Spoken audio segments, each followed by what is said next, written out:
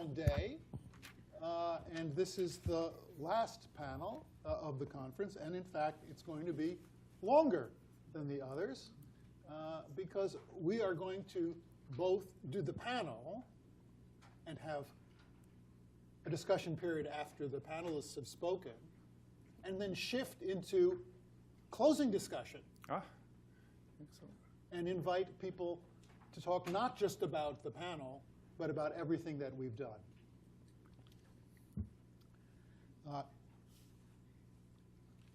What did we name this panel? Addressing effects of populism. as if we hadn't been addressing effects. Hadn't been doing that.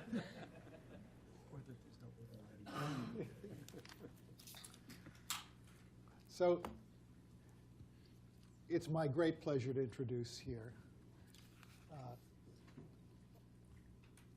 not to my far right, but to the far right of the bench, Jeremy Waldron, who is university professor at NYU School of Law and the author of numerous well-known books on jurisprudence and political theory. To his physical left, Michael Posner, who is the Jerome Kohlberg Professor of Ethics and Finance at NYU's Stern School of Business, after serving as Assistant Secretary of State for the Bureau of Democracy, Human Rights, and Labor. In other words, the person with the leading human rights responsibility in the State Department, after all the other things he's done for human rights in his career.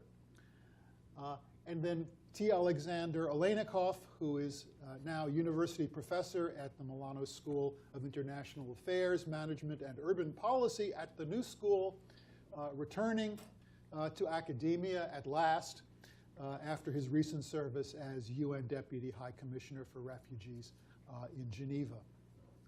They're going to speak in the order in which I introduced them, and they're going to, I take it, address the effects of populism. All right. Thank you, Dana. Thank you, Emily. Thank you, Jerry, for organizing this conference and for inviting me. In the written paper I submitted, and in my original intention, I plan to talk about a subset of human rights, namely rights concerned with due process, fair trial, detention, and so on, sort of rule of law rights, procedural rule of law rights, and a subset of populism, which was mainly focused on populism in the United Kingdom, where the Human Rights Act is sometimes described as a charter for criminals, or a villain's charter. And I'm going to say quite a bit about that, but mostly what I want to do is proceed in the spirit of a remark I made during the first panel this morning, which is that we are gathered here today not just to describe the many evils and abuses of populism, but in a sense to also to try to strain to listen whether there's anything to be learned from the populist critique of human rights.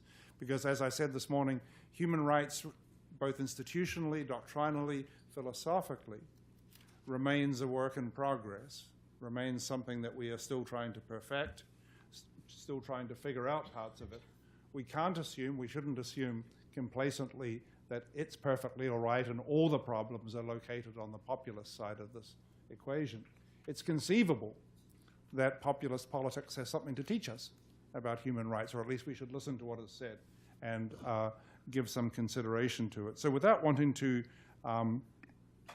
accept every criticism that is made, it did seem to me that we should be alert not only to the risks posed by populism, but to the benefits that might come from the willingness of the populists to speak truth to the human rights establishment.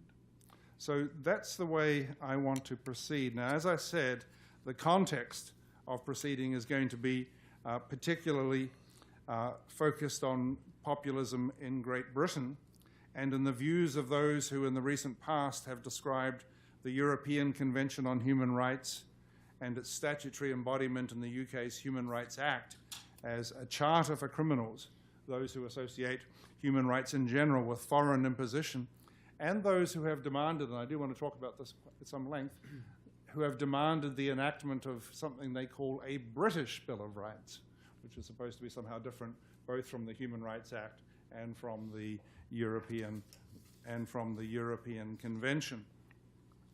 The description of the Human Rights Act as a charter for criminals, I first heard it very disconcertingly from a colleague at All Souls when I was there 3 or 4 years ago. He was an entirely liberal and decent person who just said when the Human Rights Act was mentioned, she said, it's a charter for criminals. And she was perhaps echoing the something that was said in the Daily Mail. You know that old joke. If I wanted your opinion, I'd read the Daily Mail. But in 2012, the Mail on Sunday ventured the opinion that it's time the Convention on Human Rights was made to work as originally intended, rather than as a charter for criminals and parasites. And above all, the human rights of the indigenous population must be considered, which doesn't refer to sort of First Peoples, but just refers to regular white Britons, as far as we can tell.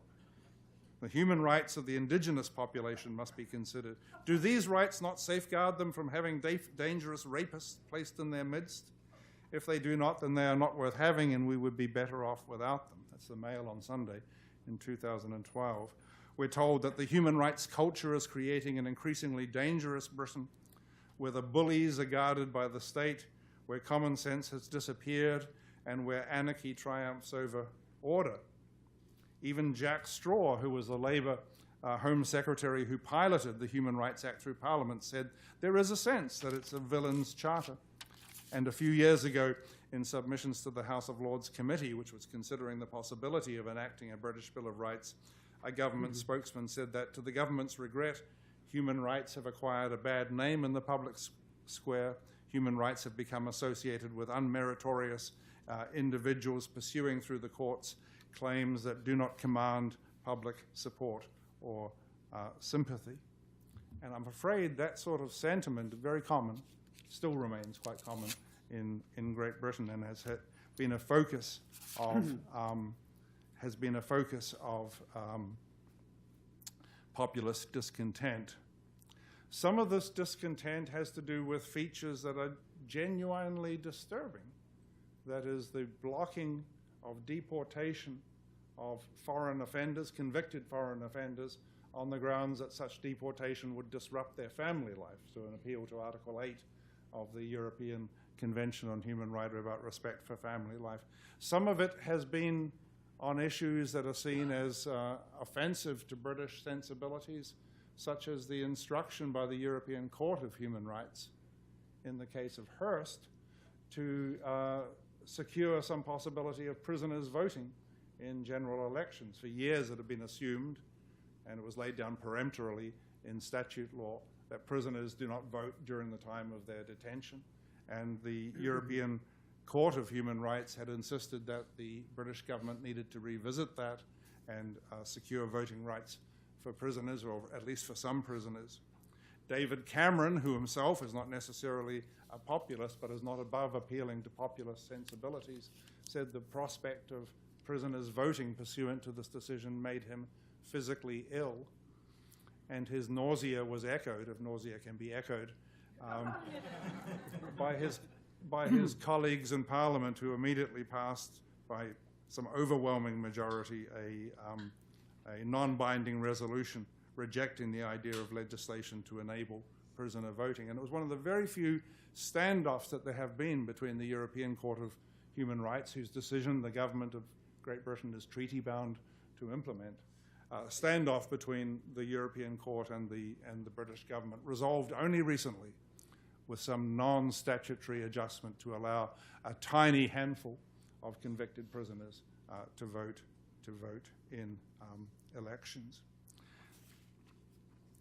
Now, part of this concern, part of what is driving the concern about the Human Rights Act and about these doctrines is some sense that these doctrines are foreign to British common sense, that these doctrines are the result of funny foreigners coming up with far-fetched doctrines and then imposing them on the decent yeomen and yeowomen of England, who have their own Dycean traditions of the rule of law, which embody common sense arrangements, and then those are being upended either by Article 8 of the Convention or by this strange doctrine of prisoner voting.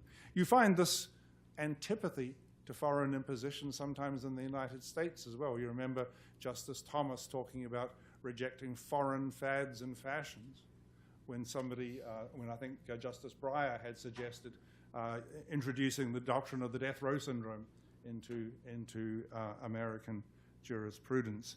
So that notion of foreign imposition, I think, is important in understanding this, and it's one of the things that we have to confront. And we know that there is also concern in Britain about the institutional source of these impositions, that these impositions are done by courts, unelected judges, trying to frustrate the will of Parliament on things like prisoner voting.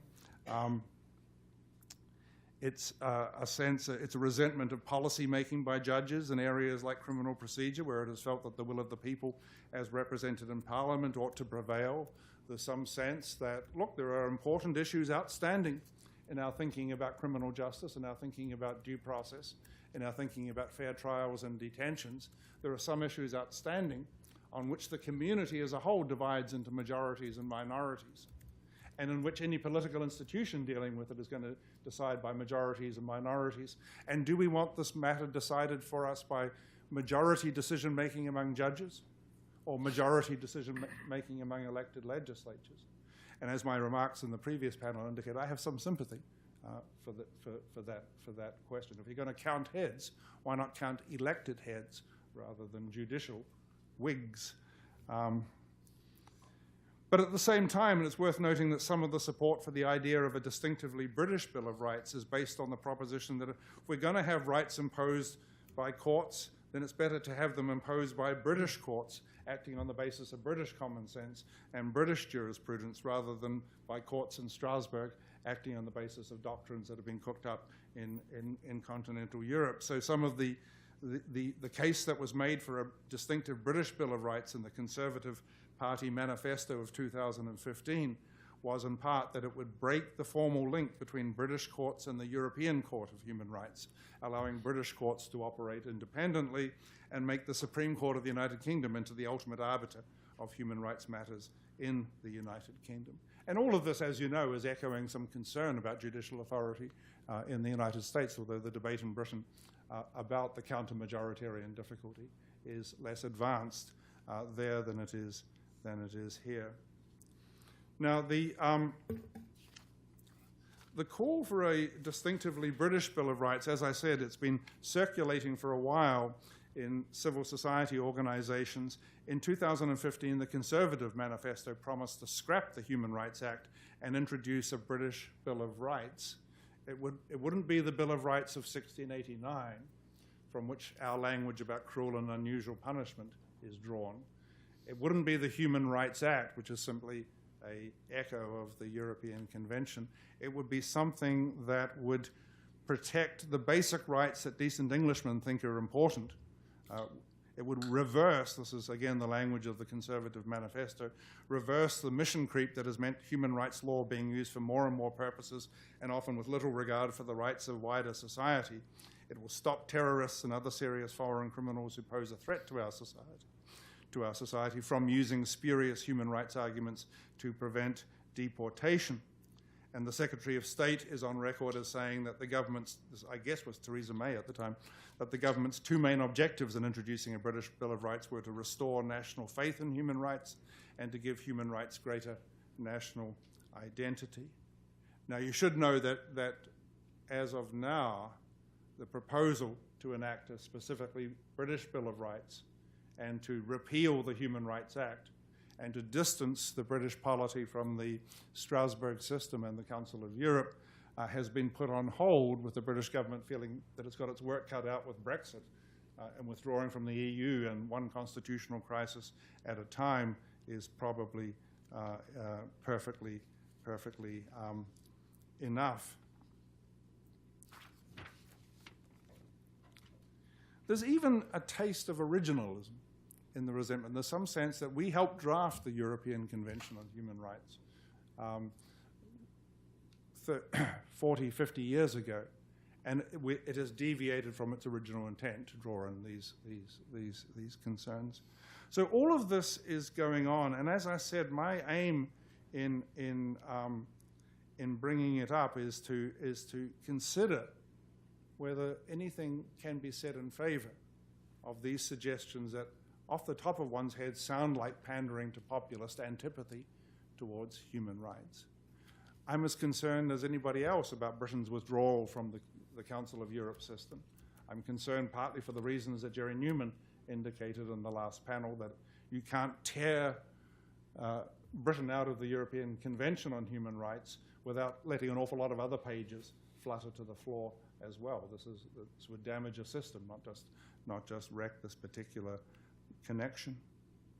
But in principle, it's worth saying that there's nothing wrong in principle with the idea of a national legal system setting out its own understanding of fundamental rights independently of what is done in other legal systems or what is done under regional umbrellas like the Council of Europe. Some sort of legal autarky on human rights is not in itself offensive, not something to oppose in principle.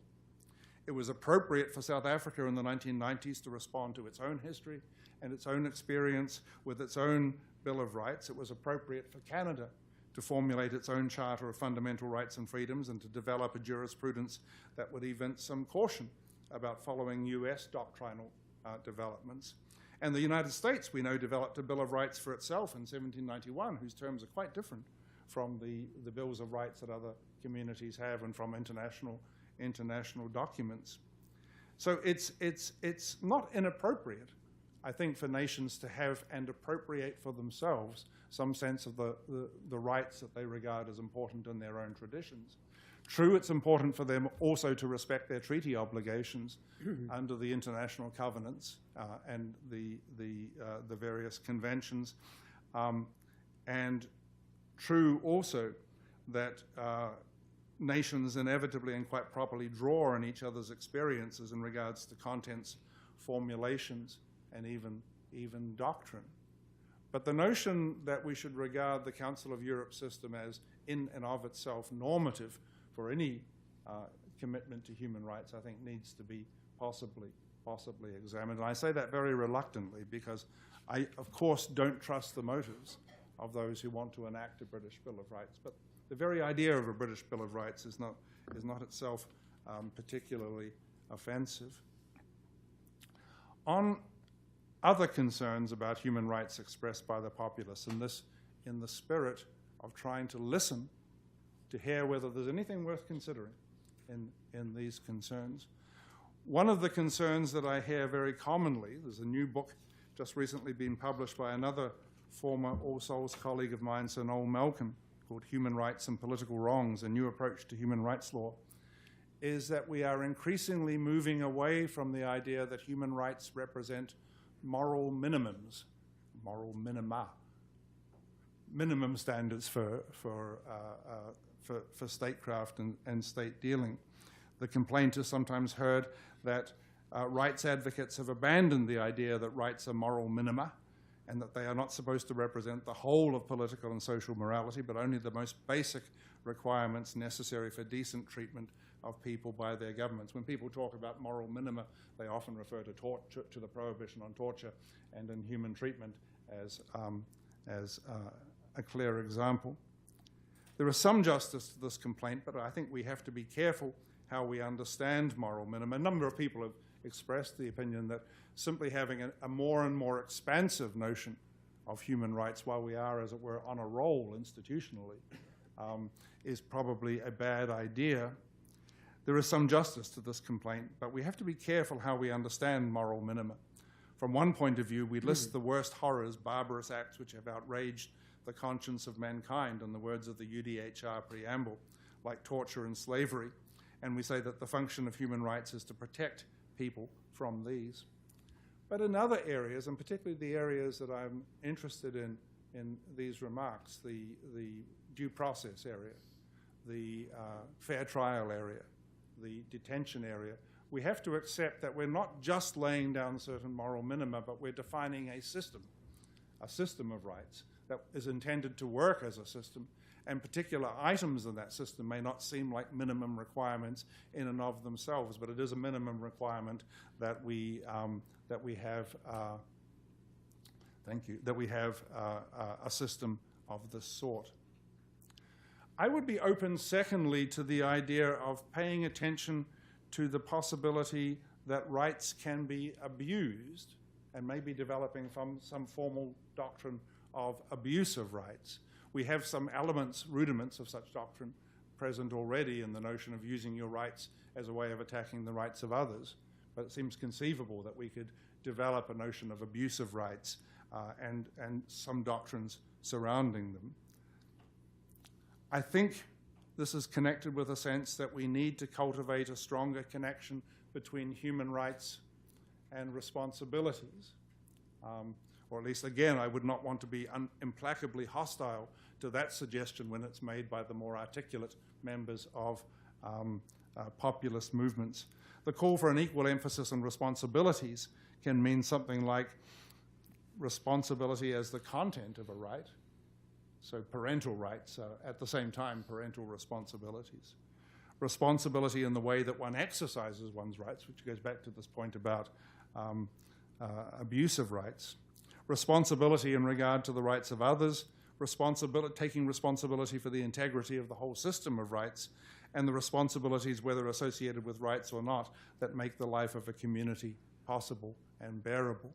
I think it's incumbent on human rights advocates to give some thoughts to these matters, even if they suspect the motives of those who want to enact a bill of responsibilities. But it's important for us to make sure that we articulate our doctrine of human rights with social responsibilities in mind. And finally, we do need to go back, and the populists are not wrong to insist on this, from time to time to re-examine whatever question of balance there is between the rights of those who are suspected of crimes or who are convicted of crimes and the rights of the rest of the community. Again, we need to be careful about this, because our sense of the proper rights of suspects and the proper rights of convicts is not in the first instance a balance. It's rather something that looks at the inherent situation that a particular person suspected of a crime is subject to. But still, we have to envision a couple of dystopias that seem to be worrying people. One is a world in which suspects are peremptorily detained and punished or beaten without due process. And this is the dystopia that worries us in our enthusiasm for due process rights. But the other is the dystopia that the populists are mentioning in their literature, which is a dystopia of bullies being allowed to roam free in the community, and ordinary law-abiding citizens not being protected from their violence or intimidation. And as we think about particular contentious issues in the field of human rights, I think it behoves us to pay some attention to the imagery of rights abuses and rights dystopias that are being put forward by these advocates. So what I'm emphasizing, I think, just to sum up and finish, is not that the populists are necessarily right about these issues, but that there is something to listen for in these critiques.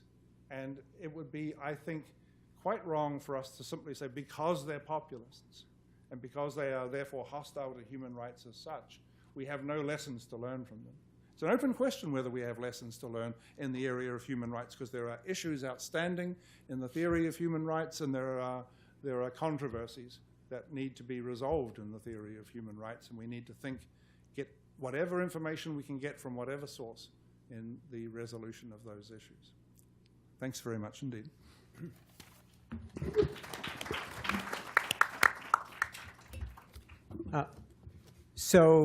First of all, Jerry, thank you and everybody at Harvard for organizing this meeting. It's a great meeting.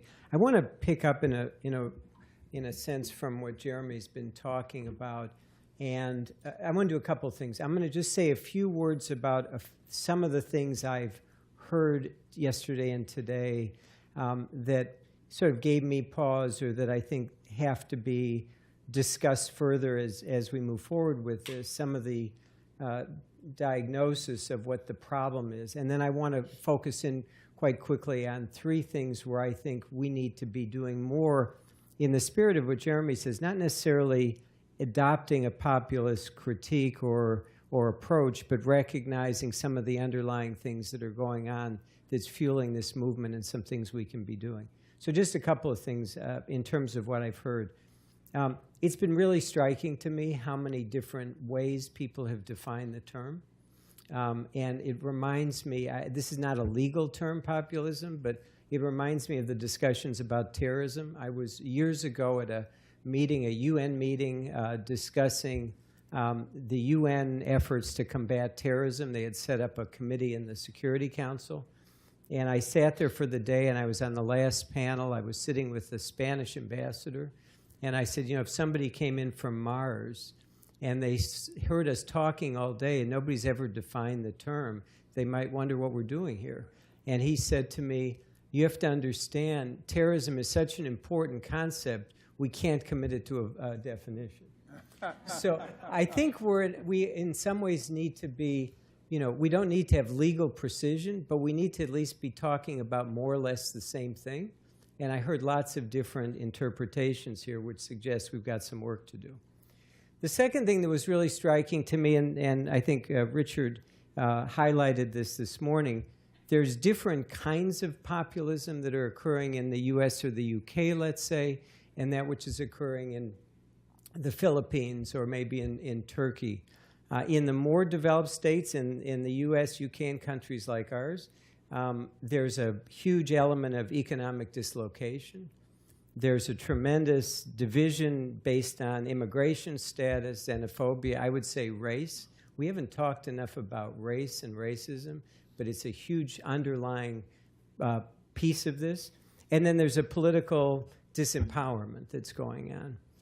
As Richard pointed out, in the Philippines, it's not about economy. The economy is doing quite well.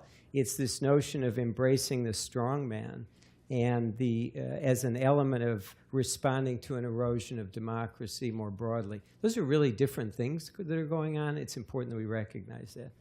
Third thing that struck me, and it was really true, it came out pretty strongly in the discussion of Latin America. And there were differences of view in the last couple of days about whether there's populism of the left, populism of the right. I think it was, again, Richard who had 4 points of what a populist is: rejecting of the rule of law, demonizing political opposition, tolerance of violence, and readiness to reject civil liberties. Chavez from the left does all of those things. And it's striking that there is a difference in the way human rights groups in Latin America reject it to populism of the left. We need to be, if we're going to get at this, we have to do it in a totally principled way. And whatever the origins or rhetoric is, whatever our definition is, if somebody embodies that, we have to be ready to go at it in a principled way. And then finally, to Jeremy's point about foreign imposition, I would just say for the American lawyers and Americans in the room, it's important to remember that we, in 1953 or 1954, there was a U.S. senator by the name of Bricker who introduced a constitutional amendment to say that we should not ever have a human rights treaty as part of U.S. law. It took President Eisenhower to basically cut that off by saying we will never embrace a human rights treaty in the United States. And it took President Reagan in the 80s to lead the charge for the U.S. Ratification of the Genocide Convention, which broke the back of this. So there's a long, complicated history. People in the United States feel we're city on a hill. We keep saying that to ourselves. It's Democrats and Republicans. It's very, very deep in this society. Having said that, again, going to this notion of foreign imposition, which Jeremy talked about, which Jerry talked about, the premise of human rights is that it starts with national implementation and national institutions being strong. Notions of complementarity say you follow national law where it's working, and if not, then you go to the regional, and then you go to the international. we ought to be strengthening national legal systems. That's the first priority. Change on human rights occurs from within, and to the extent that you've got these extra national remedies, that's a suggestion of a failure of the national state and national institutions. We ought to be mindful of that and constantly repeating that rather than fighting that issue. It doesn't mean that the national systems are always working. Clearly they're not, but we ought to be trying to make that the priority. So here's a couple of, there are three things I want to just talk about very quickly. One, we've spent a lot of time here, understandably. We're at a law school. There are a lot of lawyers in the room. We talk a lot about civil and political rights. If you look at populism, at least in the United States, as I see it and as I understand it, a lot of it is tied to economic dislocation and a sense of inequality. That inequality is fueled by better and really ubiquitous information which is coming at people. The gap between rich and poor is more obvious in our own societies as well as around the world. In the United States, the top 1% of the population has the equivalent income to the 20%, has 20% of the income. In 1950, it was 10%. People on the bottom 50% of the United States have 13% of the income. And so people, and this is played out globally, although ironically, what's happened globally is that there's greater wealth and greater reduction of poverty. If you look at the global trend since 1980, there's been an enormous reduction in global poverty, which is a human rights issue, but we don't claim it. I teach now in a business school, and maybe I'm focused on these issues because of that, but in 1980, half the world's population, 2 billion people, were living below the poverty level of $1.25 a day. 77% of the people in East Asia. Now it's less than 10% of the people in East Asia living below the poverty level. That is a fantastic achievement for human rights.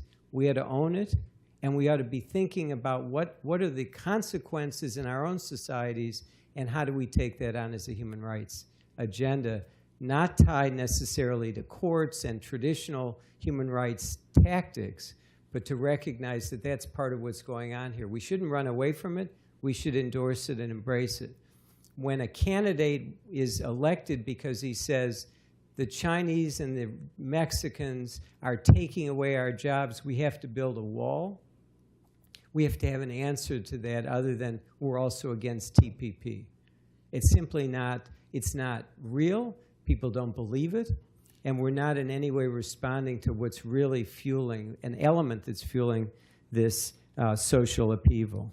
I gave a speech. I was going crazy when I was in the State Department at the notion that we would go to the UN Human Rights Council and we would say, the Cubans would introduce a resolution on maternal mortality, and we would vote no, but.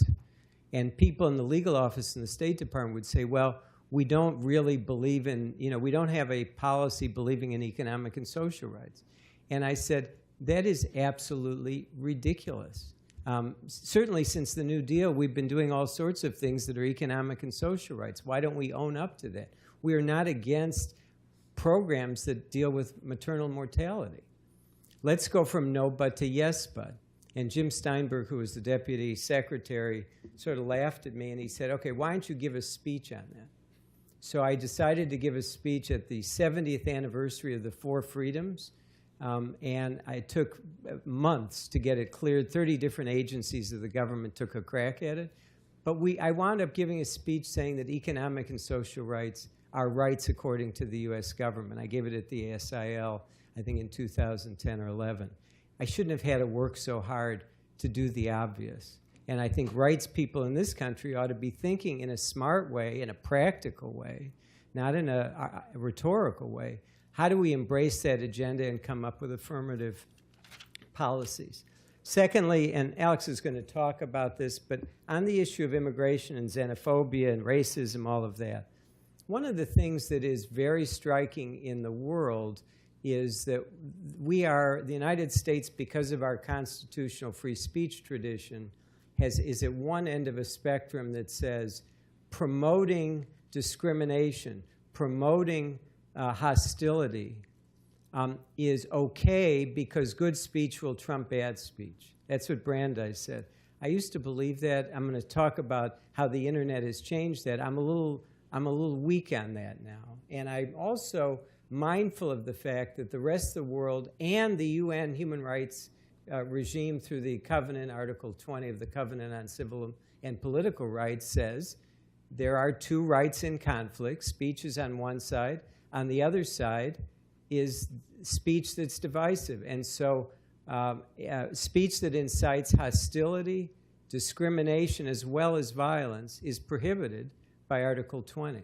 We at least have to think about that. I'm not suggesting a constitutional amendment to change the First Amendment, but we have to be aware as we're dealing in a world where increasingly racial hostility against immigrants, against Muslims, it's fueled by the notion that somehow good speech is going to overcome bad speech.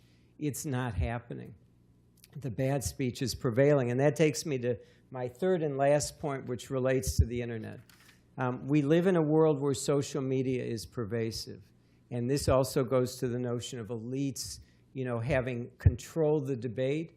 The internet is liberating to many people. They can go online and find things that make them happy, make them satisfied. They can find somebody who's saying what they feel in their heart. It may or may not be true, but they no longer have to rely on the New York Times or NBC.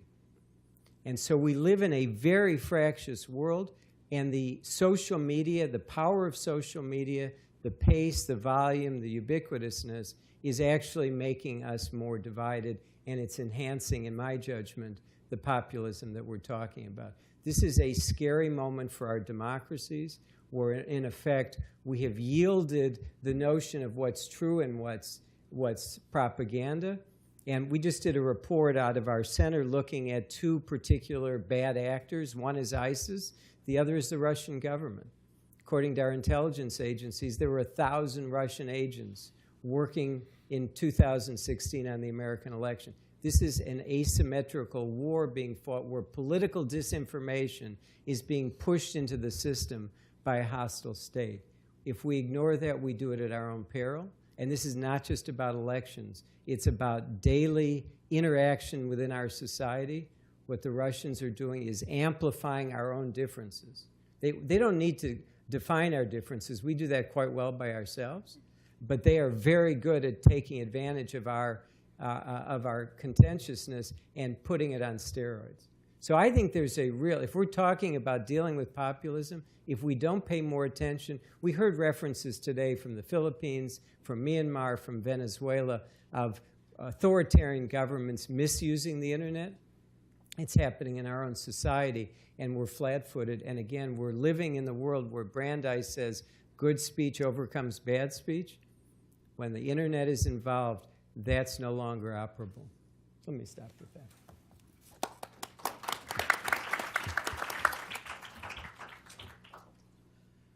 Jerry, as the final speaker here before the open discussion, I think it's fair to take a moment to pay tribute to you and the folks who put this conference together. It's really been a terrific 2 days of discussion, and thanks for bringing us all together.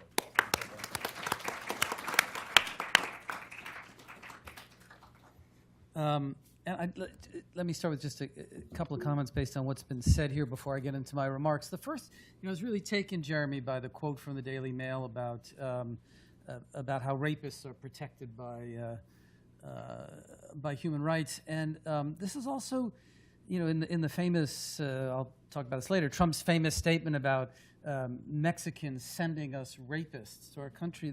There's a real gendered side of populism I don't think we've talked enough about actually over the last couple of days, that it's almost the male protection of the woman that need. I mean, it seems to be a theme in populism, and I think we need to analyze that more than we've done. It just keeps cropping up, and we haven't noticed it enough. And Jerry, we'll forgive you for ending with a panel of all white men up here because you did have a panel of all women earlier, so that's okay. The second is the notion of foreign doctrines being imported Jeremy, that you talked about, Jerry, you talked about in in the last panel. I'm going to talk about also foreign imports, foreign people.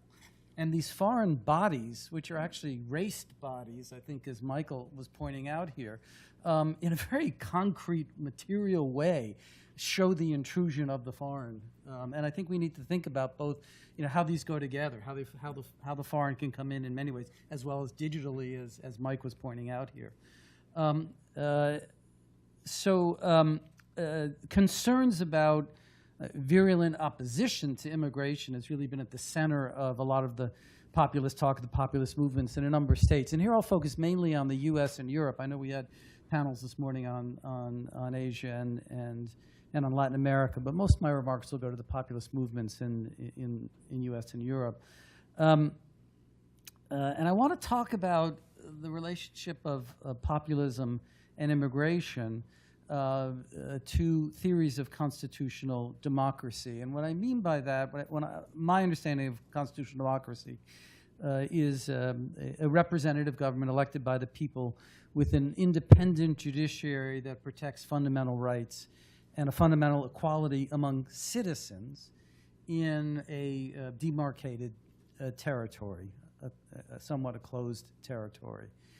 My contention will be that immigration destabilizes theories of constitutional democracy, that the arrival of a large number of non-citizens, first of all, it undercuts the idea of a bounded polity. The residence of non-citizens inside the country then open up questions of equality. Do we mean all people in the society or just equality for citizens?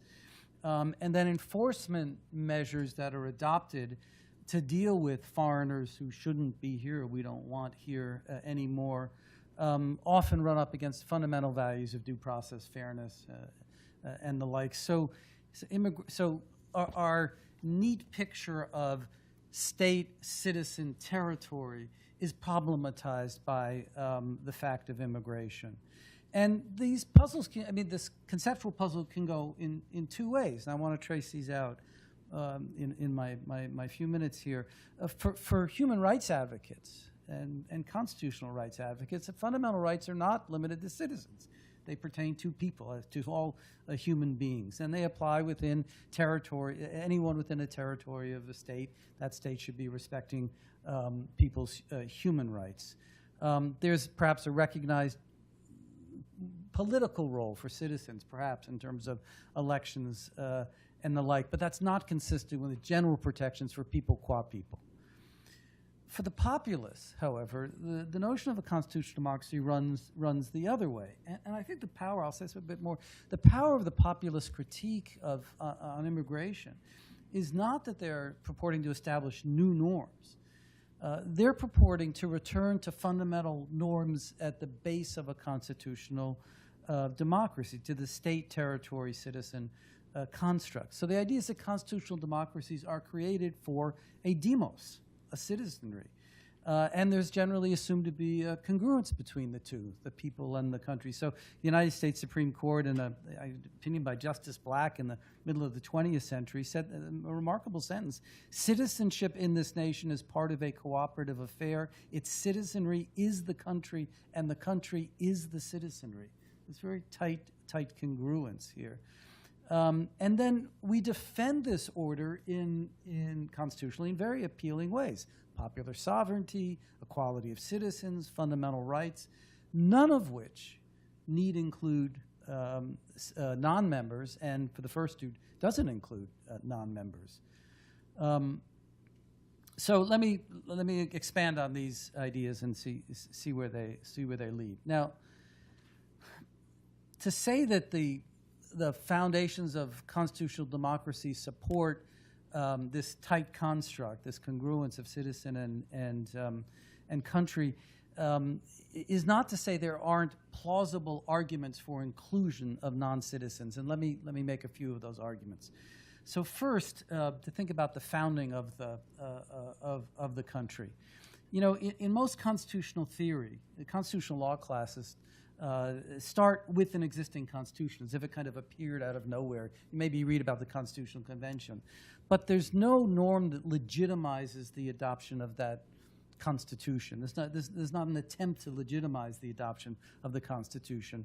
The state exists and exercises sovereignty over territory because people have called it into being in sometimes somewhat mysterious way. Non-citizens challenge that constitutional bootstrap because they say, what about us? What gave you guys the rights to form a country, claim sovereignty over a territory of the earth that belongs to all of us, and to keep us out? And when often states write back and call back and say, well, it's our state, we did it. It's tough luck, and that's what popular sovereignty is about. And you weren't here, and you can't make a claim about it. It's harder for constitutional democracies to say that. It's one thing for a king to say, you're not one of my subjects. It's another thing for a group of free and equal people to tell other human beings that they are something less than that. And so one argument for inclusion here is that the construction of a demos is really a nasty piece of work in some ways. Secondly, who can participate? So normally we think in democracy, in constitutional democracies, that people to whom the law applies have a right to participate in the laws that bind them and control them. And now it's plain that resident foreigners inside any of these countries are taxed, they're regulated, the criminal laws apply, and the like. So the claim would be, by being regulated, we ought to have a chance to participate in these rules. In fact, political theory goes further. There are now claims that people outside the country should be able to participate to the extent that their lives are affected by what the state is doing. This kind of all affected thought about really that people anywhere in any state should be able to participate in all elections, given a globalized world where the conduct of all states affects the others. Now, I'm not going to go that far. I'm saying certainly for people inside the country, there's a claim to inclusion in the democratic process, which then undermines this state-citizen territory construct. Thirdly, we think about workers in the following way. So most constitutional democracies, not all, but most have large numbers of immigrants, allow immigrants come in to work. There was a famous quote from Max Frisch: "We asked for workers and human beings came." And the idea is you can't just bring people into work in constitutional democracies. They have a notion of rights and fair treatment of people, that they will then stake claims to treatment as human beings. I was going to say something about refugees, but I'll leave that out. But at least in these ways, we can see that there are claims for inclusion following norms or understandings of constitutional democracy that ought to open up constitutional democracies to these kinds of claims. Now, and even perhaps go so far as to undermine really the fundamental position in international law and American constitutional law and constitutional laws of many states of the plenary power of states to determine their immigration policies. And I think a lot of us thought we were moving this way over the last 10, 20, 30 years, that there would be increasing recognition of fundamental rights for citizens. There'd be human rights in European democracies, maybe constitutionally based rights in the United States and Canada from charters and constitutions, but nonetheless that there was an inclusion process going on, and perhaps even an end to the plenary power doctrine. And there was a kind of constitutional settlement reached. I'm relying here on a phrase from Linda Bosniak, who talked about principles that were hard on the outside but soft on the inside, meaning that states maintained an ability to have membership policies about who could come in. But once they let people in, then these people had to be treated almost equally, except maybe for political rights, to citizens in terms of fundamental rights. And I think it's a nice accommodation because it still gives the demos, the people constructing the immigration rules, to decide who comes in and enjoys the demos. But it says once you've invited them in, then they need to be treated fairly under the Constitution. Okay. And in fact, I think this settlement is represented in various constitutional decisions and constitutional democracies, to the extent that phrases in Constitution that mention persons are interpreted to mean not citizens, but all persons who were there. In typical human rights language isn't used, but it's similar to human rights thinking. And There's even a South African Supreme Court decision that was faced with a constitutional provision that's saying everyone had a right to social assistance, and the court ruled that meant foreigners as well as citizens, and there are other decisions in other courts as well. And this also fit, I mean, another way the courts got at this was that in a liberal democracy, lines are allowed to be drawn between groups and among groups, so long as there is so long as the line is not arbitrary. And increasingly, lines drawn between citizens and non-citizens appeared to be arbitrary. Okay, so if that's the constitutional settlement and the slight intrusion into the state territory, citizen construct, and maybe we were moving further towards deeper notions of human rights for non-citizens, then comes the populist challenge. And I mean, I think the constitutional settlement holds when the numbers are low and when people aren't worried. And it always interests me that the moment at which the Supreme Court announced in the United States that alienage was a discrete and insular minority under footnote 4 reasoning that then required strict scrutiny for state, not federal, but state regulations that harmed immigrants. It was actually the year that the U.S. foreign-born population was at its lowest for the entire century, down to below 4%. So it was a time when immigration slowed down. We were accepting immigrants. We could be nice to immigrants. But now we're in another historical moment where we have a so-called a crisis of immigration. And here, the populist arguments flip the arguments I've just made or have a new set of arguments that, again, as I keep saying, are fully compatible with this underlying construct of a constitutional democracy. So first, flipping the normative claim for inclusion. I gave you a couple of claims for why we may think it's reasonable under principles we all accept to include immigrants, and now the claim is, no, they are out. And of course, Trump's America First slogan is the clearest to that, but Geert Wilders' Party of Freedom in the Netherlands stated in its election literature in 2016, it said, instead of financing the entire world and people we don't want here, we'll spend money on ordinary Dutch citizens. They didn't say indigenous, but they came close there. Okay. So on this line of reasoning, in democracies, the demos means something. It's a special, membership has its privileges, as the old line went. That's preferring citizens to what states should be about. And from this perspective, any kind of claim of, utopian claim of common ownership of the earth or other sorts of hazy claims for human rights for all, they just don't, it's just a stiff arm to those kinds of arguments once you take a very strong sense of what the demos is all about. Secondly, in terms of any state, particularly constitutional democracies included, there will always be a claim that states have a right to preserve themselves. And immigration is portrayed in typically cataclysmic terms, right? Floods of immigrants, invasions of immigrants. So Donald Trump, again, said when Mexico sends its people, they're not sending their best. They're sending people with a lot of problems. They're bringing those problems in. They're bringing drugs. They're bringing crime. They're rapists, right? Yeah. And also, when he talked about the diversity visa program, he said, foreign states, it allows them to, quote, give us their worst people, which is an entire misunderstanding of how the lottery works. But nonetheless, it was a sense of people sending us their worst people. And the idea was a state is not a state if it can't control its borders. And it's not only when states send bad people, but other people coming in on their own. And Marine Le Pen, the National Front, leader of the National Front in France, said it this way: at some point in the 2000s, migrants and their children, not all but a large majority, declared war on France. They've intimidated and threatened France via a series of anti-French and terrorist attacks. Civil war is no longer a dream, but a real possibility. So the populist answer here is that for self-defense, for national preservation, and it applies to democracies as well, we need to be concerned about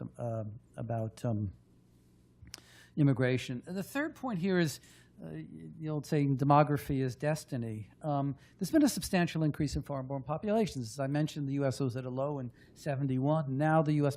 foreign-born population is up to 14%, nearly 14%, which a number that hadn't been achieved since the early part of the century. In Sweden and Austria, it's 18%, Germany 15%, and other European countries over 10%. So immigration is seen as a real threat to the demos, to the conception of the demos, to the way the demos conceptualizes itself. Right? There's a sense that we are losing our country in the populist language. Okay, I'll skip over some economic arguments here. Now, these could be met.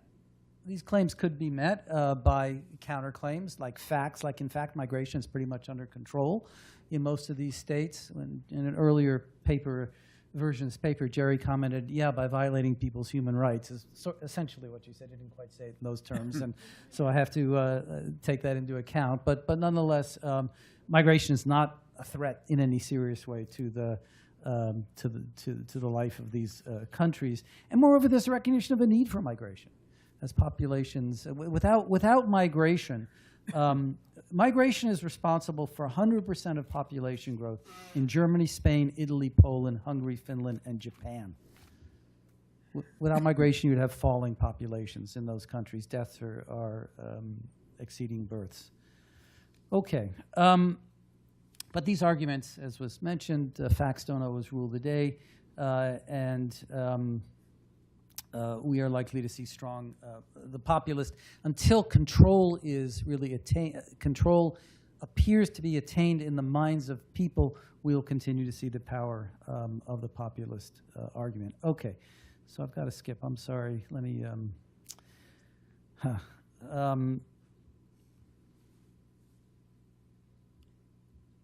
me get to I guess I'll get to the end here then. Okay. So here's what I've been claiming, that the human rights thinking has been important to the protection of migrants as persons through the anti-discrimination principle, but the reassertion of the citizen-state territory linkage dramatically can undercut that progress. And these are the appeals that, the way populist appeals are being made. And that's what gives, my claim is that's what gives them their force, is that they are so consistent, compatible with fundamental ideas of constitutional democracies. Any reason for optimism? Perhaps.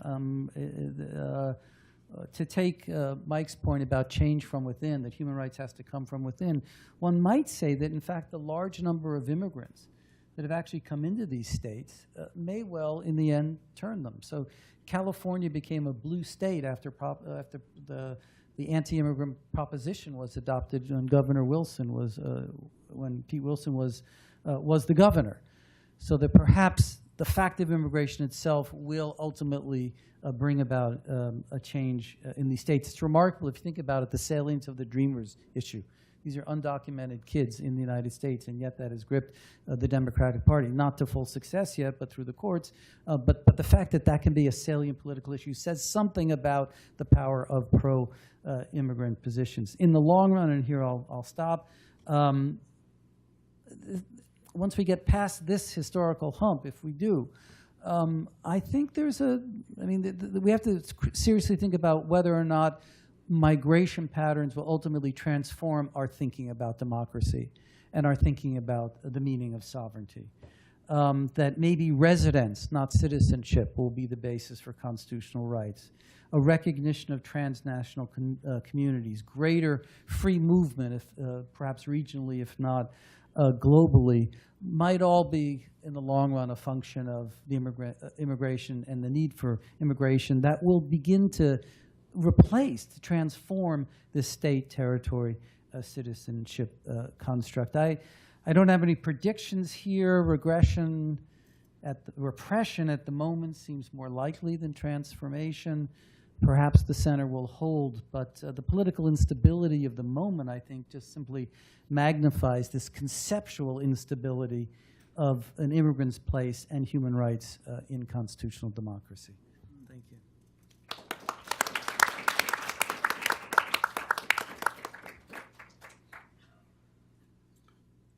Do any of the panelists want to comment on each other's presentations more than they already have? I think I sort of did. I just wanted to say one thing to Alex, which is, I think in a way the distinction between citizen and non-citizen is more layered and more nuanced than you suggest. I speak as somebody who's lived here for 30-odd years as a non-citizen. I have the status of a U.S. person. I can participate by contributing to campaign contributions and publish and write letters. There's a natural path to citizenship if I want to take it. All I have to do is fill out a form. There's no your sanguineous notion of citizenship that would oppose me. I mean, we have a cosmopolitan conception of citizenship. And so there are just a number of layers that mitigate, I think, maybe the stark contrast that you've put forward. The danger is, of course, that that's not set in stone. That could be changed. Well, then that's my point, right? I mean, I think you're right. I think that's part of the constitutional settlement is that resident aliens, resident non-citizens are Legal permanent residents. legal permanent green card holders are virtually treated like citizens in most certainly as to state functions, federal functions, a little bit differently. I think the settlement is not written in stone. I mean, these court decisions can go the other way. I mean, courts could decide that person just means citizen.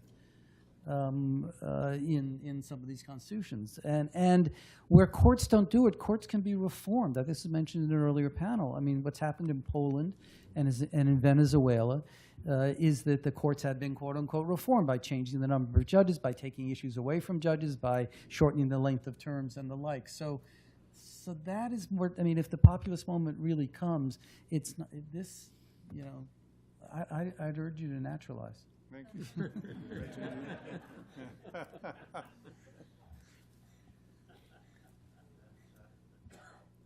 Jamie, is that your hand?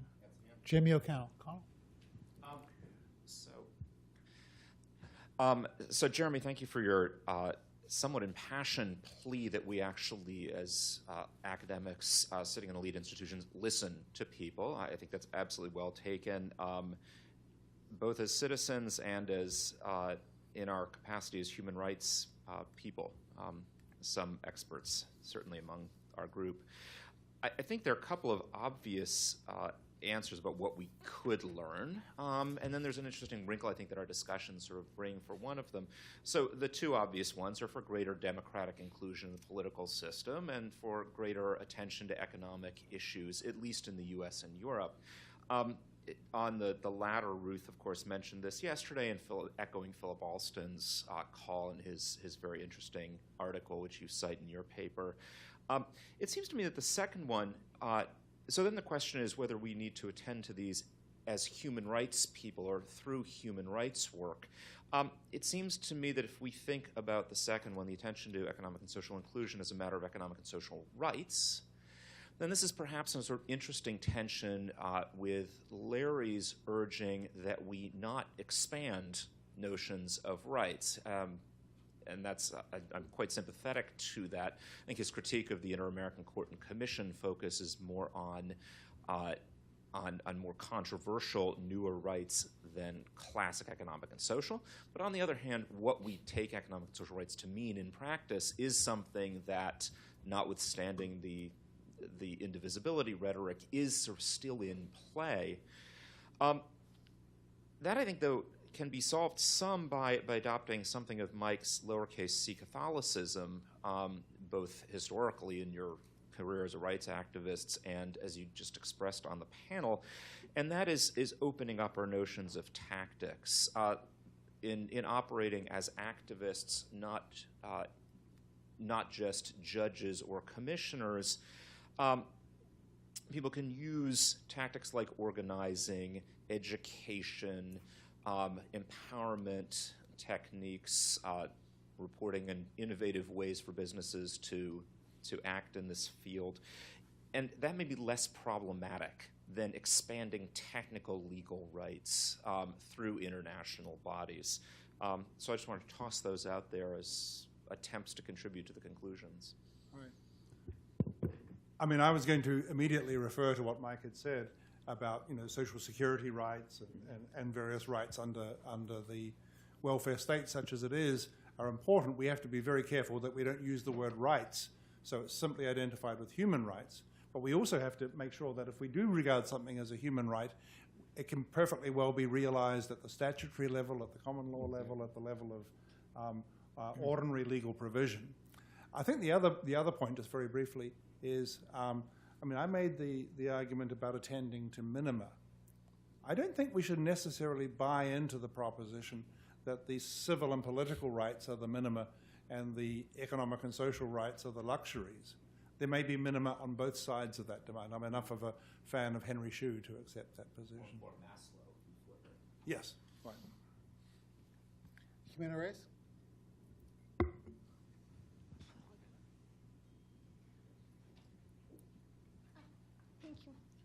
Thank you, Jimena Reyes.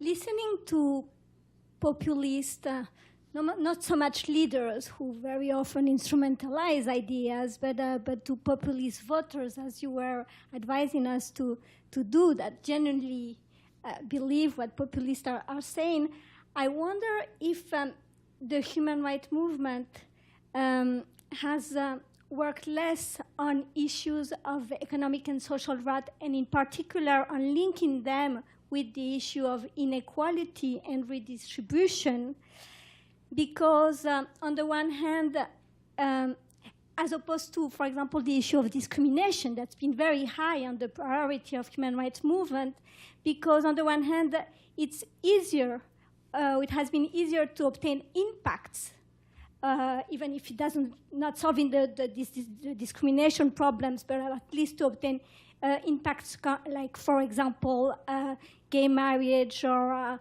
having government having minorities in their government. And on the other hand, also because when you speak about redistribution and inequality as a human rights defender, you are really at the border of speaking about politics, and so getting into not being anymore. So it's a tricky issue, and I wonder what you think about that.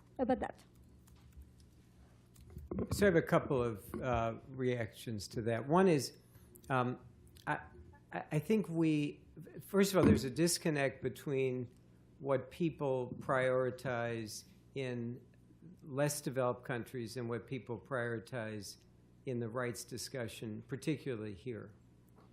It's probably the case that if you're doing human rights work in the United States, you come out of a legal tradition, you're focused on legal constitutional norms, and the kinds of issues you're talking about, discrimination, fair trial, free speech, are prominent in what you're doing, and the economic sphere feels like entitlements, it's political, it's something else.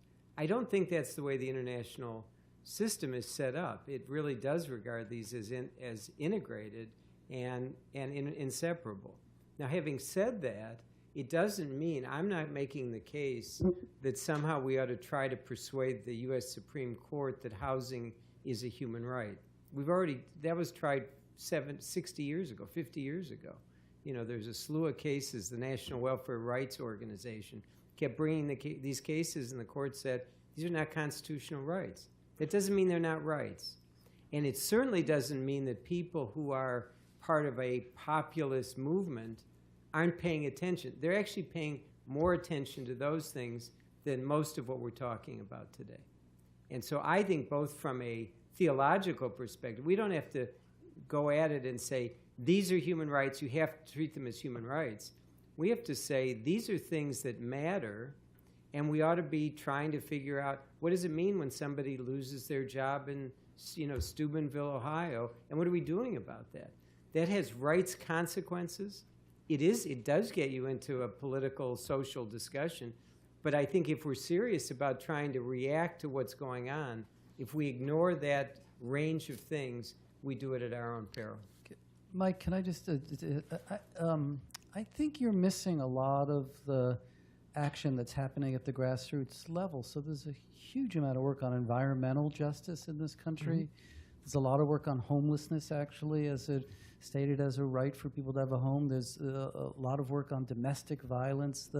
You have hundreds of thousands of people marching today for physical security. So maybe you're overly focused on the lawyers and not focused enough on really, there may be more of a overlap than you think here. I accept all of that. I guess what I would say is that often the movements you're talking about are focused on and populated by people that are at the lowest end of our spectrum. And what we're not doing enough is focusing on people who have had traditional jobs in manufacturing, et cetera, and are now out of a job and now blaming the system for their economic disempowerment.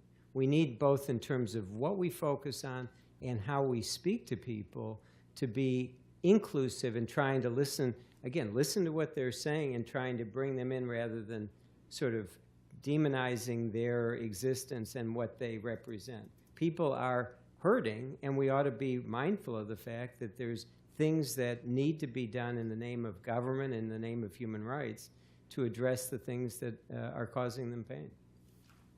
If I could just insert myself into this part of the conversation, I want to make a technical point. I said earlier something about human rights being morality, law, and politics. When we're talking about economic and social rights, to a very significant degree, we're talking about something which is morality and politics, but not law in the United States, because the United States has distanced itself from the international law instruments on economic and social rights. And so it's hard enough to make an argument about civil and political rights in the United States in an international human rights framing. It's actually not available in the same way, for the most part, with regard to economic and social rights. That doesn't mean that it's not morality and politics, and it doesn't mean that you can't say this should be a legal right, and this is a legal right in all the other countries of the world. Why isn't it a legal right here? But there is a missing piece of the mobilization because of U.S. treaty practice. So let's separate two different things here. What you're saying is that as a matter of international human rights doctrine, the United States doesn't play ball. That's absolutely right. That doesn't mean there's not law. I mean, we have a law called Medicare. We have a law called Social Security. We have an agency called HUD, which focuses on housing and urban development.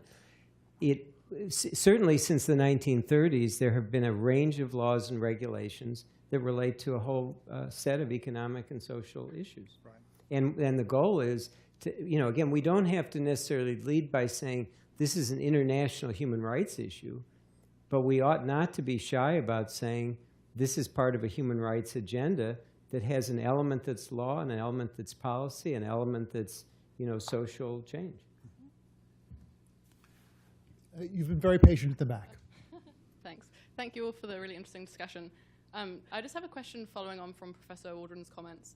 I was wondering if you think there are any particular aspects of the mentality or approach of the human rights community that you think need to shift in order for us to be more open to listening and earnestly examining populist sentiments. Because it seems like sometimes perhaps the slightly black and white moral authority claimed by the human rights movement and in the international human rights sphere, the kind of naming and shaming methodology might sometimes make that sort of dialogue difficult. Yeah. I think you're right.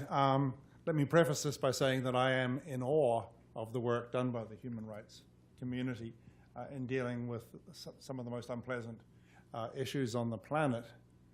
But the shift in mentality that I think is necessary is the recognition that human rights enterprise won't work unless human rights have a foothold, and a secure foothold, in the imagination and thinking of ordinary people.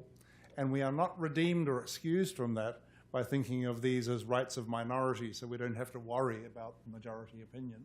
Human rights will not work unless it has a secure foothold in the majority, in the mentality of the majority of ordinary people, in which case, as you said, we have to avoid talking down from a position of self-righteousness. We need to acknowledge our own doubts about some of these issues, and we need, above all, as I've said a million times, to listen. This is, I just want to add one word to that. And I say this as part of the group of people who's been involved in the human rights movement for a long time.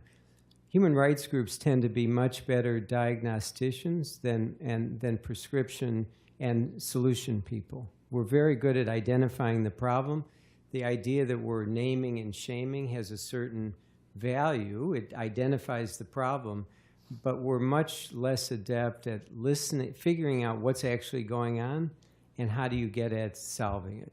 And I think that covers a whole range of things, not just this discussion, but it's particularly true here. We have to listen. This is sort of goes back to what Jeremy said. We've got to listen to what's on people's mind and try to figure out what exactly would make those people less hostile to the kinds of things we're trying to talk about. Matthew Stevenson? Hi, so thanks for a terrific panel and conference overall. My question, I think, follows very directly from the last several in that it has to do with the strategies and rhetoric of human rights activists and organizations when they are dealing with populist governments. And the way I want to frame the question I want to ask is by using a parallel with a community I know much better, which is the anti-corruption community. That community, when confronted with successful populist movements, particularly I'm thinking about Trump in the United States, but this would apply elsewhere as well, often confront this dilemma of whether to engage or confront, by which I mean there's a choice that different organizations or in some cases individual activists need to make between emphasizing all of the failings of the populace, all of the dangers that have been discussed here, the contempt for checks and balances, the overt corruption, conflict of interest, et cetera, and taking a much more confrontational posture, or trying to find points of common ground, or to frame the agenda in language that might be appealing to the current administration. So again, in the context that I know best, the anti-corruption context, the folks who are pushing for things like more company ownership transparency, have put a lot of emphasis on drugs and terrorism. Others focus on more conventional forms of corruption, have emphasized corruption in the immigration context, or have emphasized the way in which foreigners are unfairly taking advantage of the benefits of our financial system in ways that would appeal. And the basic trade-off, again, this is probably familiar, and I think it's true in a lot of other areas as well, if you jump up and down and scream that they're all a bunch of crooks and liars, you're not going to get a seat at the table, which means you're not going to be able to find ways to practically advance your agenda. But if you do seek the seat at the table by tamping down your rhetoric and trying to collaborate, there's a worry about losing your own legitimacy as an organization and maybe giving some legitimacy to, right? So that's, sorry for the long preface, but I want to try to set it up. And the question I have is, does that dilemma port over into the human rights context with respect to how human rights activists may want to engage with populist governments? And if so, on the engagement side, what would that look like? And this picks up on themes that all of you have touched on, but what would it look like for a committed human rights organization to go to an Erdogan or a Trump or a Duterte or whatever and find a way to frame at least part of the human rights agenda that those leaders or their administrations would find congenial? And on the confrontation side, to pick up on a theme that's been discussed earlier, I feel like there's this concern that traditional naming and shaming with respect to these regimes is not only not effective, but actually counterproductive, in that part of their appeal is precisely that they're being denounced by all of these representatives of, you know, the global elite. So for those organizations that say we want to maintain a confrontational, critical posture, is there a way they can do that without playing into the populist hands and allowing them to say, in a kind of weird perversion of FDR, judge me by the enemies that I have made? It seems to me that I mean, I can't give a full answer. I don't think anybody can. But one beginning is to realize that the human rights community is not just one thing. It's a variety of organizations, a variety of scholars, and a variety of people. And half of them can be screaming confrontationally at Mr. Trump, while the other half are going in the back door of the White House and saying, yeah, that's right. So there's good cop, bad cop. And the other thing is that as I listen to what's been said on the panel here today, the concern is not just to find common ground. The concern is to find ground from the other side that makes us feel the ground slip away from our feet. Yeah, it's to listen for some stuff that may change us, not just a log roll with Orban or log roll with Trump to find common mission. Not that I'm denigrating that, but the concern is for there to be learning on both sides, and not just sort of fake demonstrated learning so that we can curry favor with the populists. And the final point is, just as the Human Rights Organization is not just one thing, but thousands of organizations and hundreds of thousands of scholars and advocates and activists, so also the populists are not just one thing. I don't know that you can have a lot to learn from what President Trump says about human rights. I'm sure as hell you have a lot to learn from what some of Trump voters think about human rights. Yeah, just on that point, I would say there's multiple audiences here. The Dutertes or the Trumps probably are not people you engage with easily, but they're people in their governments that may not agree with them. There's certainly plenty of people in the U.S. government that are going crazy now. There's plenty of room to engage with them. We also have a Congress that has a whole range of different perspectives. And then most importantly, they're the people who voted for Trump or whoever, who are in various stages of either full support, doubting, beginning to wonder. Part of this is engaging with the people that are going to make the decision the next time. Just very, very quick, and just to follow Jeremy's point, just thinking back on my experience at UNHCR, there were often very strong NGO advocates who would yell at us and yell at the state, and then we could go in and make the pitch that would get some change. Now, did that corrupt UNHCR in some way? We were accused of being too close to the government. On the other hand, it achieved results, but part of our success was because the guys outside were screaming, so we were the reasonable ones that they could deal with. Wojciech Sidursky. Thank you. So I would like to, just to follow up on the last 3 or 4 points made, I would like maybe to play a role of devil's advocate. And the devil in this case is a liberal who refuses to participate in this game of self-flagellation and saying, yeah, we must have been wrong because, look, populist successes are a symptom of our own sins. And I make this point not as a tactical point regarding human rights organizations. This is the point which I sort of, which I'm not too competent to make, but rather as a point about certain integrity of argument. Because I see it, and I'm talking about it from my own experience of participating in public debates in Poland, and I can see that on the side of my sort of quote-unquote friends, my allies, people who are liberal Democrats, who were both intellectually and politically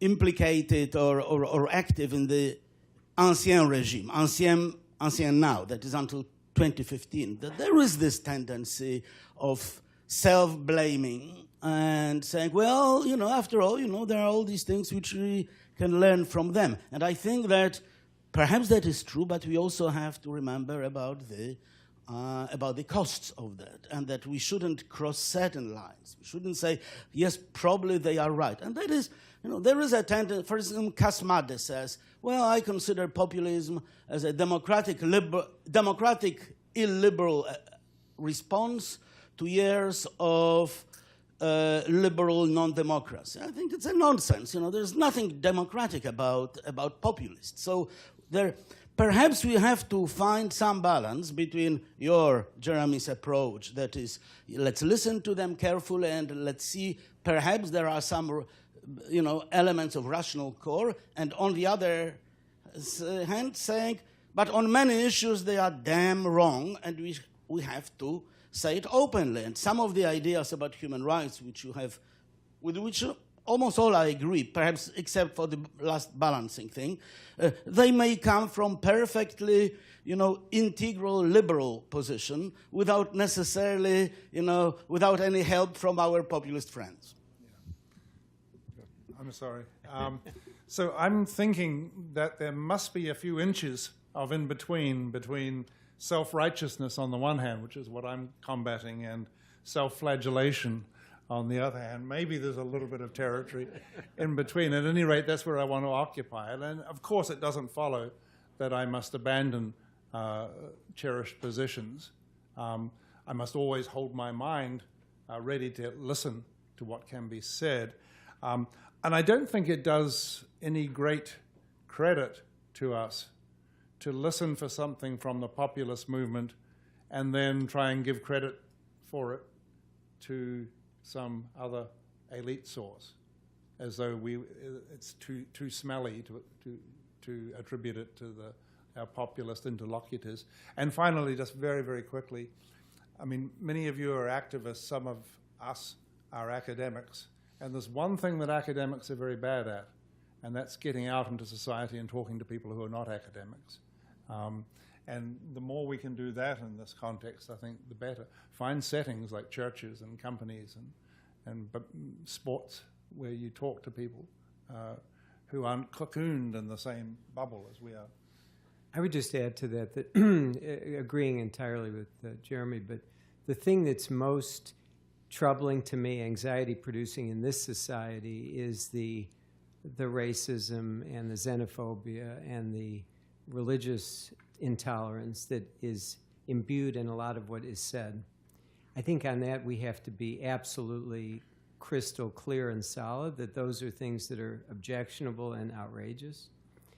But those things stem from other things. They're sort of text and context. It doesn't mean that it's excusable, but you sort of have to go below that and say, how did it get to this point? And you have to try to figure out what are the things that could be done other than accepting those things that would in some ways mitigate or make those things less pernicious. That's where I think we are right now. There's a lot of blaming and demonizing of the other because my life is miserable. And so we don't accept the demonizing, but we have to figure out what are the things that would make those people less intolerant. So I'm missing from Jeremy and Mike here are whether these are tactical considerations or principled considerations. Mike, you start out by saying your opening statement was we've got to condemn left-wing populism and right-wing populism in Latin, but we got to be principled here.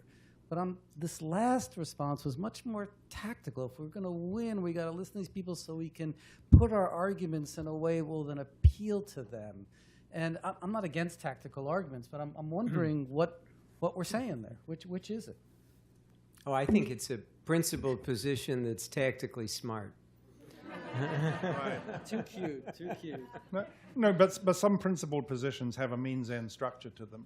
So when I said beforehand that the human rights enterprise ultimately won't work and won't last unless it develops a secure foothold in the minds of many of the people who we say are participants in populist movements, that's a tactic with regard to the end of securing the human rights movement. Well, I'm wondering about the civil rights movement in this country that succeeded by not saying no. You know, racial equality, just as Mike said. So for race is non-negotiable for him. Sure. But other things apparently are negotiable. And it's not obvious to me how we choose which and which tactically even is the better way to go. If you relentlessly say race discrimination is not permissible, sure, you changed a society by doing that. So even tactically, I'm not sure.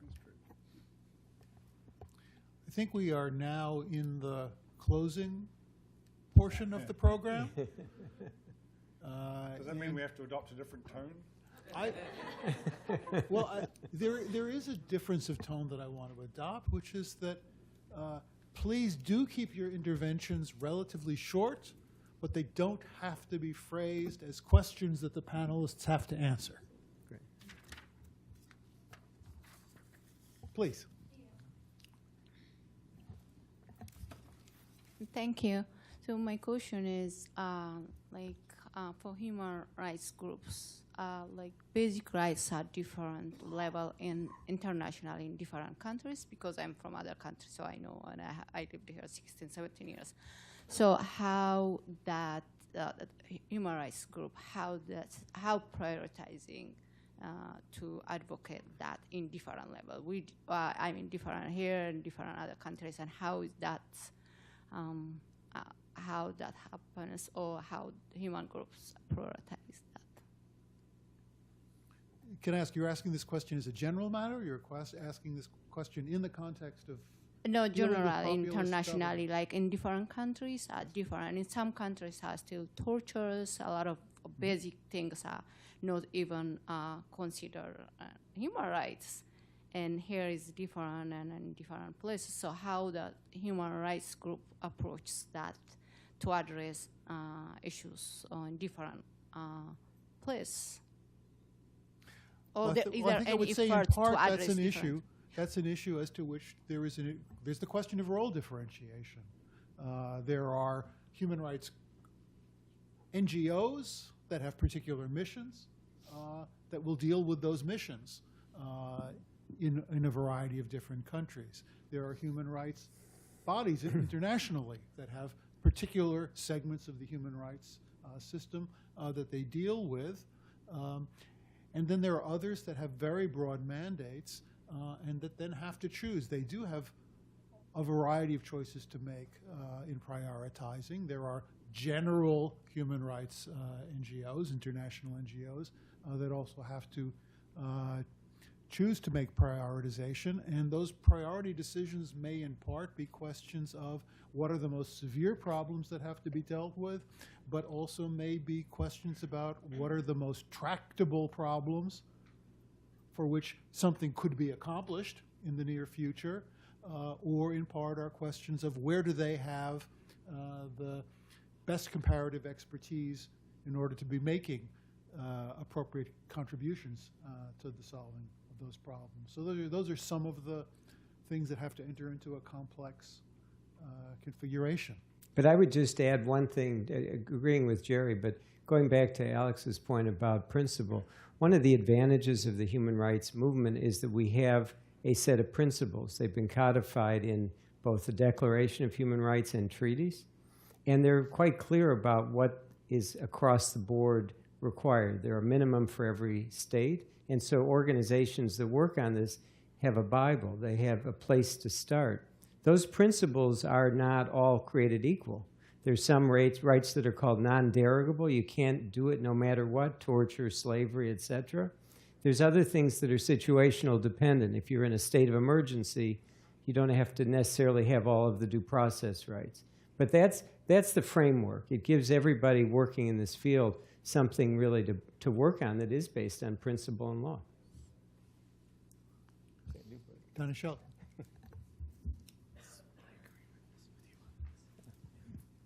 So far, all the discussion has spoken of governments and populism. My question is it that limited? Could you have a populist labor union or a populist religious movement or anything else in the non-state category? A populist corporation? I think the answer to that is very, very clearly and importantly, yes. So you could have a populist, a civil society whose flavor of institutions and interactions was more populist than it might be in another country. There might be an atmosphere of deference to popular attitudes, and there might be an atmosphere conveyed in the resentments and angers of populist movements that affect the way that unions work, as you said, affect the way certain churches work, and affect the way that the economy is structured. As a matter of fact, I think in any society where populism is triumphing, it's never quite as simple as that. But you're absolutely right, it would be a mistake to focus only on governments and law, if only because most human rights and most of the respect that people demand of each other has to be elicited and has to be secured informally and without the intervention of law. Sam Pukun? Thanks very much. It struck me earlier that a lot of the panelists were acknowledging a degree of reasonable disagreement and pluralism in the interpretation and application of rights, whether that be prisoner voting rights or US immigration policy. Jan-Werner Müller observes that one of the key tenets of populism is that it is inherently anti-pluralist. And I know that obviously that definition is open to disagreement, but to what extent do you think it's possible in practice to listen and sit across the table from an anti-pluralist coming from a position of pluralism, and to what extent is it just going to be more likely from a negotiating position that the anti-pluralist is going to win out?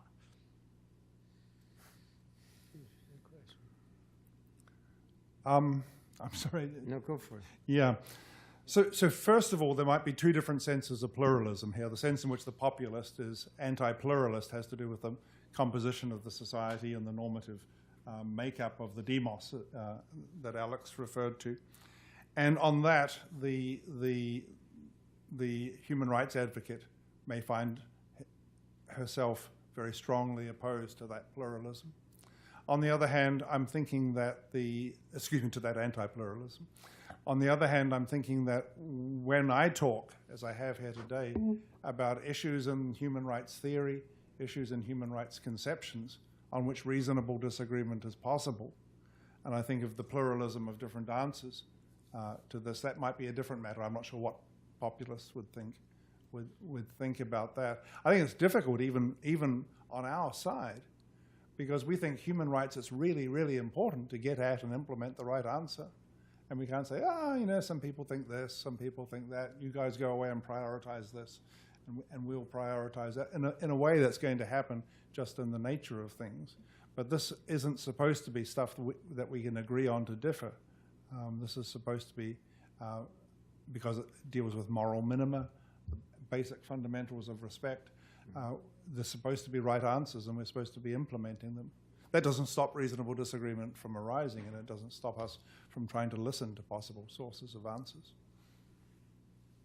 I'm just wondering, I'm sitting here thinking about the relationship of nativism to populism, and maybe we've been talking, or maybe I've been talking more about nativism than populism, in the sense of it's the intrusion of the outsider, either idea or person, that's really what's objected to.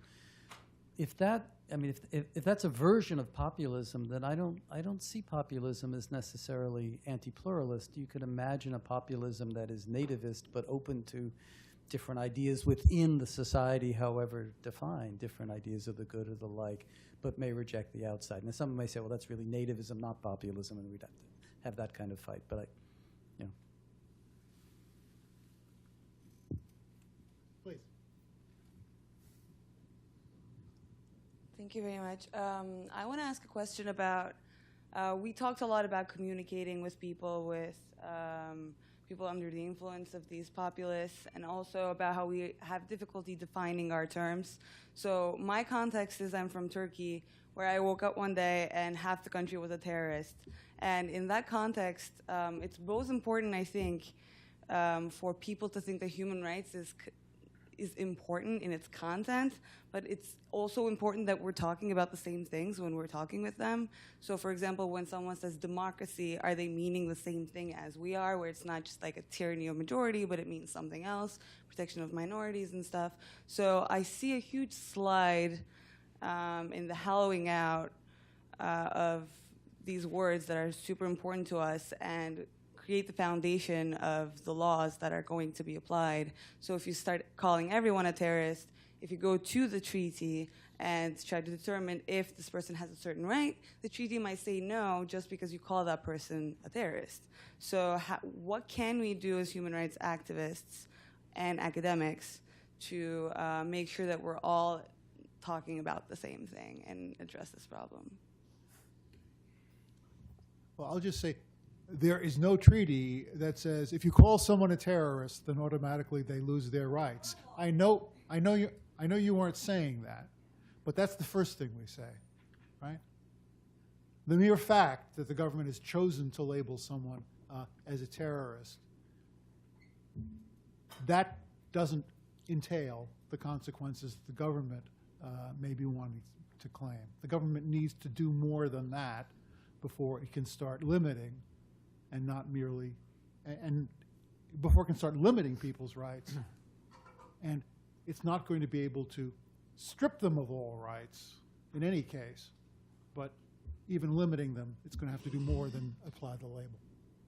I said earlier in passing that we haven't been able to define terrorism. There's 16 UN treaties that relate to terrorism. They're all derivative of the Comprehensive Convention Against Terrorism, which has been drafted entirely except for Article 1, which defines what terrorism is.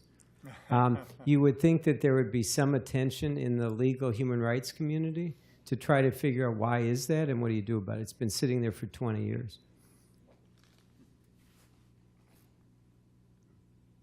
Yes, I think we have time for one more question.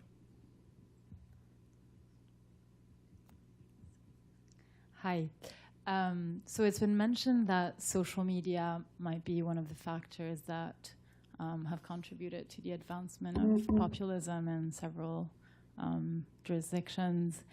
And I would also perhaps include the media more broadly as a phenomenon that has contributed to recent political events. And so my question is, from a human rights perspective, what needs to be done there?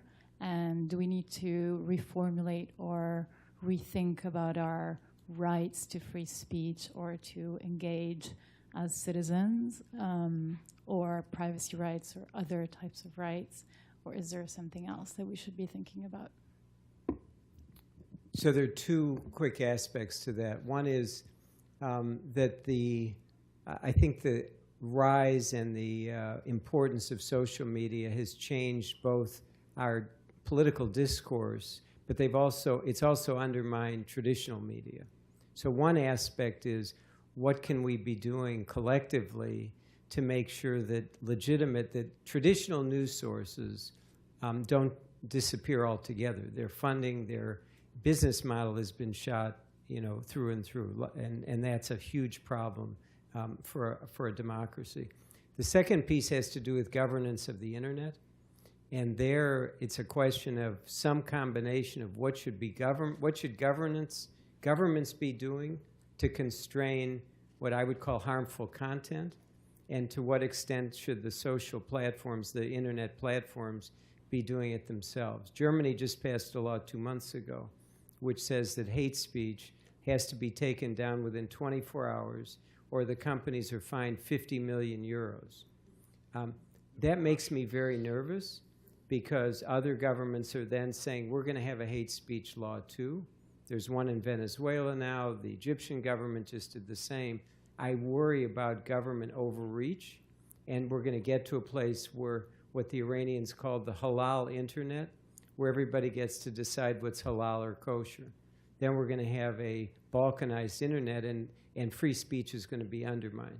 On the other hand, the media companies themselves, the internet companies, have been slow to act, and we've been very critical of Facebook, Google, and Twitter for not taking greater responsibility. They say they're not editors. They're not arbiters of the truth. They're plumbers. They're neither editors of the New York Times nor are they plumbers. They're somewhere in between, and they've got to step up and take greater responsibility, or governments are going to create the halal internet.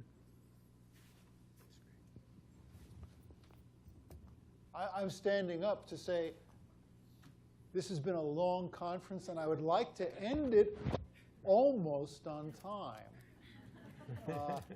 I think we've learned a lot. I think we've talked about a lot of very difficult issues. We've had some fruitful disagreements. We've discussed some things that are very important and that I hope have helped you understand some of these things better. We need to continue to working on these issues in the future. Thank you for your help, and please join me in thanking the panelists for all they've given us.